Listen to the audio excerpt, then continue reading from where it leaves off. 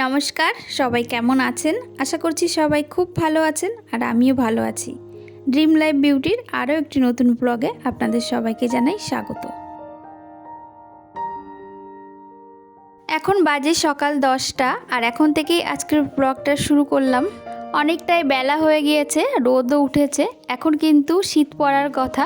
আগেকার সময় কালী পুজোতে যখন ছোটোবেলায় ঘুরতাম ফিরতাম তখন কিন্তু কালী পুজোটা আমরা ওই চাদর বা সোয়েটার গায়ে দিয়েই দেখতাম। তো এখন দেখুন কালী পুজো শেষ হয়ে গেছে কিন্তু এখনও শীতের কোনো আভাসই নেই। সেই কড়া রোদ আর গরমও পড়েছে প্রচণ্ড।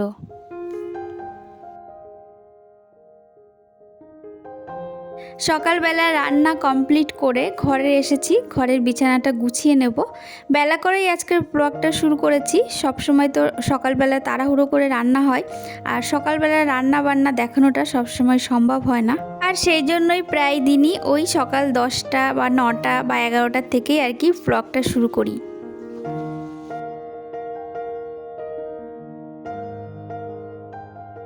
ছেলে ঘুম থেকে উঠে একটু পড়তে বসেছিল আর সেই জন্য বই খাতা পেন্সিল বক্স সমস্ত কিছু একদম বিছানার উপর ছড়িয়ে ছিটিয়ে ছিল।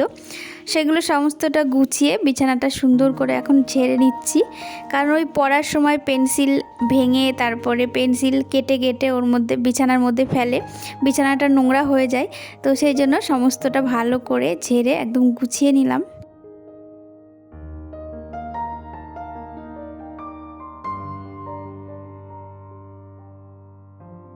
প্রতিদিন বিছানা গোছাতে আমার একটু টাইম লাগে বটে, কারণ কি বলুন তো, বালিশ কাঁথা সব কিছু নামিয়ে ভালো করে ঝেড়ে তারপর বিছানার চাদরটা টান টান করে সমস্ত জায়গায় গুজে গুজে দিয়ে বিছানাটা তুলতে একটু টাইম লাগে। আর বিছানা ঝাড়ার পর যতই সকালবেলাতে ঘর ঝাড় দেওয়া হোক না কেন, সেই বিছানা ঝাড়ার পর একটু না একটু নোংরা মেঝেতে পড়বেই আর মেঝেটা ঠিক বালি বালি হয়ে যায়। তো সেই জন্য মেঝেটা আবার ভালো করে এখন ঝাড় দিয়ে নিচ্ছি।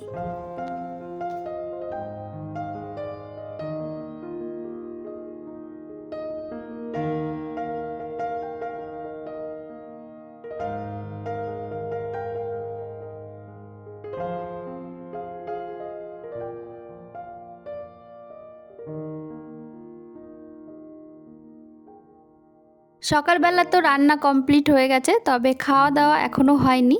এই ঘর ঝাড় দিয়ে পরিষ্কার করে তারপর ছেলেকে খাইয়ে তারপর আমরা সবাই খাবো।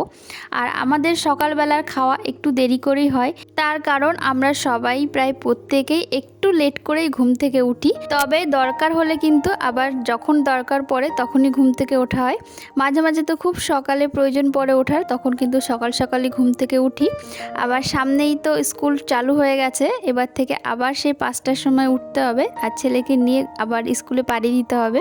তো ছেলের সাথে সাথে মায়েরও স্কুল হচ্ছে আর কি। আমাদের সময় কি হতো বলুন তো, আমাদের সময় আর মাকে অথবা বাবাকে বা বাড়ির কাউকে আর স্কুলে নিয়ে গিয়ে বসে থাকতে হতো না। আমাদের সময়তে ওই আমাদের গ্রামেই যে স্কুলগুলো থাকতো প্রাইমারি স্কুল, সেই সমস্ত স্কুলেই আমরা পড়াশোনা করেছি। আবার প্রাইমারি স্কুলে শেষ হওয়ার পর যখন হাই স্কুলে উঠেছি তখনও কিন্তু ওই একা একাই যেতাম। মোদ্দা কথা হচ্ছে বাড়ির কোনো গার্জেনকে যেয়ে বসে থাকতে হতো না। আর এখনকার দিনের ব্যাপার কিন্তু একদম আলাদা। স্কুল বলো প্রাইভেট বলো বা অন্য কোনো অ্যাক্টিভিটি, যে কোনো জায়গায় বাচ্চাকে শেখাতে গেলে আগে নিয়ে যেতে হবে। খুব যদি দূরে হয় তাহলে তো বসেই থাকতে হবে, আর কাছাকাছি হলে তো দিয়ে আবার চলে আসা যায়, আবার যে নিয়ে আসতে হবে। এই হচ্ছে ব্যাপার।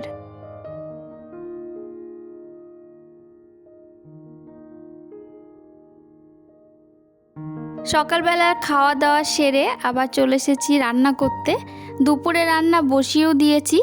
আজকে মটর ডাল করব, আর মটর ডালের মধ্যে দেব করলা। করলা দিয়ে মটর ডাল কিন্তু বেশ ভালো লাগে। মটর ডাল আমি সিটি দিয়ে এই যে ফুটিয়ে নিচ্ছি, আর এর মধ্যেই করলাগুলো গোল গোল করে কেটে ভালো করে ভেজে নিয়েছি। ভেজে ডালের মধ্যে দিয়ে আর একটুখানি ফুটিয়ে নেব।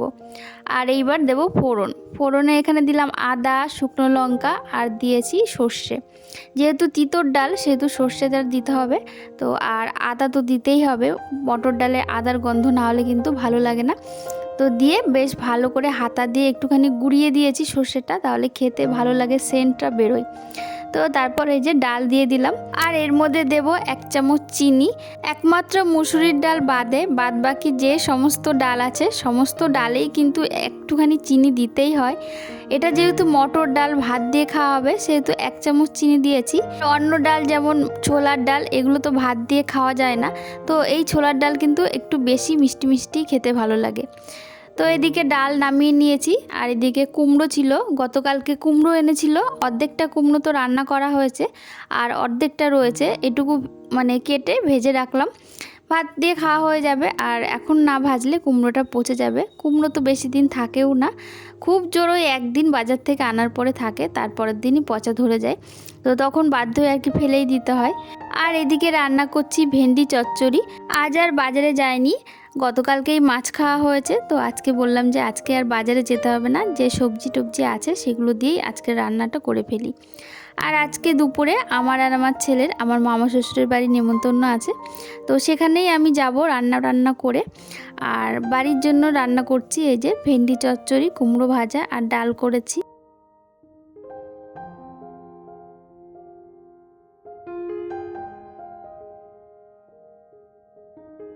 এদিকে ভেন্ডি চচ্চড়ি আমার হয়ে গেছে, আর ভেন্ডি চচ্চড়িটা তো দেখতেই পেলেন, আমি কিন্তু খুব বেশি জল দিইনি, ওই হাতে করে একটু ছিটে ফোটা করে জল দিয়েছি, ওই জলেই ভেন্ডি আলু দুটোই সেদ্ধ হয়ে গেছে। আর এখন নামিয়ে নিচ্ছি। এরকমভাবে ভেন্ডি চচ্চড়ি করতে গেলে একটু তেল বেশি দিতে হয় আর জলটা কম দিতে হয়, আর তারপরেই কিন্তু এরকম কষাতে কষাতে অর্ধেকটা সেদ্ধ হয়ে যায় আর অর্ধেকটা একটু জল দিয়ে ঢেকে দিলে এরকম মাখা মাখা টাইপের হয়।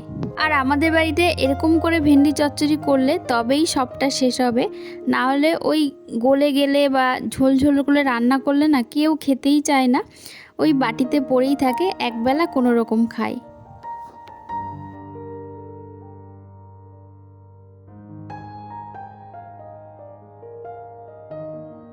রান্না করার পর স্নান পুজো সমস্তটা করে চলে এসেছি আমার মামা শ্বশুরের বাড়িতে।